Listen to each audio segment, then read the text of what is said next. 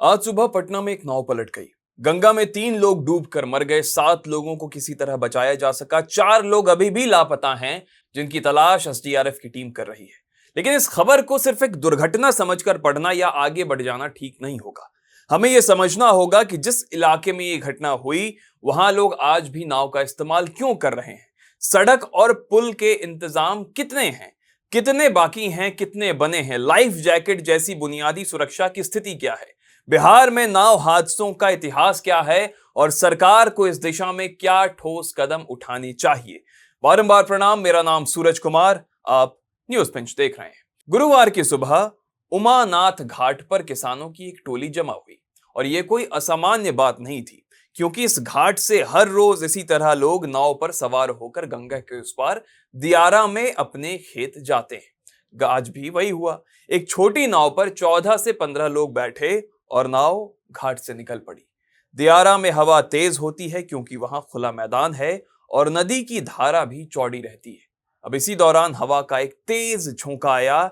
नाव छोटी थी, उस पर बोझ भी जरूरत से ज्यादा था। फिर नाव लड़खड़ाई और पलट गई। जो लोग तैरना जानते थे उन्होंने अपनी जान बचा ली। नाव चला रहे नाविक ने और कुछ लोगों ने साथ को बाहर खींचा, लेकिन 3 लोग गहरे पानी में चले गए और डूब गए, जबकि अभी भी 4 व्यक्ति लापता बताए जा रहे हैं। यह खबर सुनने के बाद आपके मन में यह सवाल आएगा कि इतनी भीषण गर्मी में लोग नाव पर चढ़कर खेती करने क्यों जा रहे हैं? क्या वो इलाका बहुत पिछड़ा है और वहां रोड क्यों नहीं पहुंची? अब इसके लिए आपको पटना के बाढ़ इलाका को समझना होगा, उस दियारा को समझना होगा जहां यह घटना हुई। सबसे पहला सवाल कि दियारा होता क्या है? तो बिहार से होकर गुजरने वाली गंगा, कोसी, गंडक, बागमती, घाघरा और कमला जैसी नदियां हर साल बाढ़ लाती हैं, और जब बाढ़ का पानी उतरता है तो इन नदियों को किनारे और बीच में कुछ जमीनी हिस्से उभर आते हैं। इसे दियारा कहते हैं और ये जमीन उपजाऊ होती है क्योंकि नदी की मिट्टी उसे हर साल पोषण देती है, इसलिए यहां खेती होती है। लेकिन ये जमीन नदी के बीच या किनारे होते हैं, हर बाढ़ में डूबती है और जो मुख्य जमीन है इससे इसका कोई सड़क संपर्क नहीं होता। बिहार में दियारा में रहने और खेती करने वाले लोगों की संख्या लाखों में है। सिर्फ पटना जिले में ही गंगा के उस पार दर्जनों ऐसे गांव और टोले हैं जहां आने जाने का एकमात्र साधन नाव है। भागलपुर, सारण, वैशाली, खगड़िया, दरभंगा, सुपौल, गोपालगंज, इन सभी जिलों में भी यही स्थिति है। इन लोगों की जिंदगी नाव के बिना नहीं चलती। यहां रहने वाले बच्चे स्कूल जाने के लिए नाव पर बैठते हैं। जब कोई बीमार पड़ता है तो उसे अस्पताल तक ले जाने के लिए नाव चाहिए। प्रसव के लिए जाने वाली महिला को भी नाव चाहिए। किसान अपनी सब्जियां और अनाज बाजार पहुंचाने के लिए भी नाव ले जाता है। शादी ब्याह में भी नाव, अंतिम यात्रा में भी नाव। यानी नाव यहां की जिंदगी का अभिन्न हिस्सा है, जिसका कोई दूसरा विकल्प नहीं है। जब नदी शांत रहती है तो ये आवागमन ठीक ठाक रहता है, लेकिन जैसे ही मॉनसून आता है, धारा तेज प्रवाह होती है, हवाएं बहती हैं और नदी का जल स्तर उठता है, तब यही रोजाना की यात्रा जानलेवा हो जाती है। इसके बावजूद लोग नाव पर बैठते हैं क्योंकि उनके पास कोई और चारा नहीं है। ना उनके पास पैसे हैं कि काम छोड़ें और ना ही कोई और रास्ता। ये सबसे बड़ी समस्या इसमें से यह भी है कि दियारा क्षेत्रों में चलने वाली ज्यादातर नावें पुरानी हैं। इनका कोई पंजीकरण नहीं होता, इनकी क्षमता कभी जांची नहीं जाती। मालिक जितने लोगों से पैसे मिले उतनों को बैठा लेता है। कभी कभी एक छोटी नाव में 10-15 लोग बैठ जाते हैं और आज का हादसा इसी का नतीजा है। अब सड़क वाले मसले पर आते हैं। बिहार सरकार और केंद्र सरकार दोनों के दावे सुने तो लगता है कि बिहार में सड़कों और पुलों की बाढ़ आ गई है। ग्रामीण कार्य विभाग के आंकड़े कहते हैं कि 2024 में 5250 किलोमीटर से ज्यादा सड़कें और 1200 से ज्यादा पुलों का निर्माण मंजूरी मिली है इसको। केंद्रीय बजट 2024 में बिहार में रोड बनाने के लिए 26,000 करोड़ रुपए की घोषणा हुई थी। पटना पूर्णिया एक्सप्रेसवे, बक्सर भागलपुर एक्सप्रेसवे, बोध गया राजगीर वैशाली को जोड़ने वाले एक्सप्रेसवे जैसे बड़े बड़े प्रोजेक्ट की बात होती रहती है। लेकिन इन सड़कों और पुलों का रुख कहां जाता है?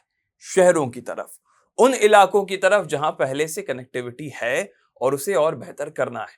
दियारा क्षेत्रों की तरफ इन सड़कों का रुख बहुत कम है, और वो इसलिए क्योंकि एक्सपर्ट्स कहते हैं कि दियारा में सड़क बनाना मुश्किल काम है। नदी की जमीन हर साल बदलती है, कटान होता है, बाढ़ आती है और महीनों में सब कुछ डूबा रहता है।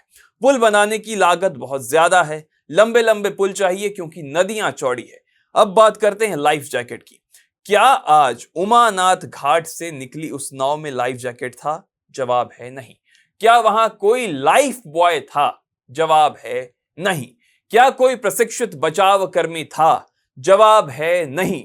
क्या नाव रजिस्टर्ड थी और उसकी क्षमता तय थी? जवाब है नहीं। बिहार में नाव सुरक्षा के नियम केवल कागजों पर मौजूद हैं। एसडीआरएफ की टीमें हैं जब कोई बड़ी घटना होती है या कोई त्योहार मेला आता है तब, जहां मीडिया की नजर होती है तब, प्रशासन हरकत में आता है तब। भागलपुर के सुल्तानगंज जैसे घाट पर श्रावण मेले के समय लाइफ जैकेट, लाइफ बॉय और दंडाधिकारी की तैनाती होती है। लेकिन यह व्यवस्था केवल उस मौसम तक ही सीमित रहती है, वहीं तक महदूद। बाकी 12 महीने दियारा के छोटे छोटे घाट पर, जहां रोजाना हजारों किसान और मजदूर नाव से आते जाते हैं, वहां सुरक्षा का कोई तंत्र नहीं है। ना लाइफ जैकेट, ना कोई जांच, ना ही कोई पंजीकरण। नाव मालिक जैसा चाहे वैसा नाव चलाए, जितने चाहे उतने लोग बैठाए, कोई नहीं पूछता।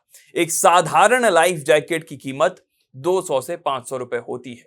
अगर नाव में बैठे 15 लोगों के लिए 15 लाइफ जैकेट होते तो शायद आज 3 लोगों की जान नहीं जाती। सत्य यह है कि जब तक ये बुनियादी सुरक्षा उपकरण हर नाव में अनिवार्य नहीं होता और उसकी जांच नहीं होती, तब तक यही होता रहेगा। पटना का आज का यह हादसा कोई इकलौता घटना नहीं है। बिहार में नाव हादसों का एक लंबा और दर्दनाक इतिहास है। हर साल मॉनसून के साथ ये हादसे भी आते हैं और मॉनसून होते ही होते भुला दिए जाते हैं। अक्टूबर 2024 में लखीसराय के किऊल नदी में एक नाव पलट गई। लोग दियारा जा रहे थे, 2 महिलाएं गहरे पानी में डूब गई। इससे पहले खगड़िया में बच्चों को ले जाने वाली नाव पलटने की घटना थी। सारण, गोपालगंज, दरभंगा, सुपौल, हर जिले से हर साल ऐसी खबरें आती हैं। कभी स्कूल जाते बच्चे डूबते हैं, कभी खेत से लौटते किसान और कभी अस्पताल जाती महिला। इन हादसों में 3 चीजें हमेशा सामान्य रहती हैं और वो है नाव का पुराना होना, लाइफ जैकेट ना होना और क्षमता से ज्यादा सवारियों का बैठा लेना। हादसे के बाद प्रशासन का बयान आता है कि रेस्क्यू ऑपरेशन जारी है, मुआवजों की घोषणा होती है, जांच के आदेश दिए जाते हैं, अखबारों में 2 दिन खबर छप जाती है और फिर सब कुछ शांत हो जाता है। ये कोई नहीं बताता कि पिछले साल की जांच का क्या हुआ। कोई ये नहीं पूछता कि जो नाव पिछले साल जर्जर थी वो इस साल भी चल रही है। कोई ये नहीं देखता कि जिस घाट पर हादसा हुआ वहां अब लाइफ जैकेट आया या नहीं। जरूरी यह है कि बिहार में हर नाव का अनिवार्य पंजीकरण होना चाहिए, हर नाव की क्षमता तय होनी चाहिए और उससे भी एक अधिक सवारी ना बैठे, यह सुनिश्चित करना जिला प्रशासन की जिम्मेदारी होनी चाहिए। पुरानी और जर्जर नावें बंद होनी चाहिए। हर ब्लॉक के अधिकारी की यह जिम्मेदारी होनी चाहिए कि वो हर महीने अपने क्षेत्र के घाटों का निरीक्षण करे। बिना लाइफ जैकेट के नाव नहीं चलेगी, ये नियम बनाने चाहिए और ना केवल बनाने चाहिए बल्कि धरातल पर लागू होना चाहिए। बिहार सरकार को दियारा और टापू क्षेत्रों के लिए एक अलग और विशेष इंफ्रास्ट्रक्चर योजना बनानी चाहिए। जहां पुल बनाना संभव है वहां प्राथमिकता का आधार पुल बने।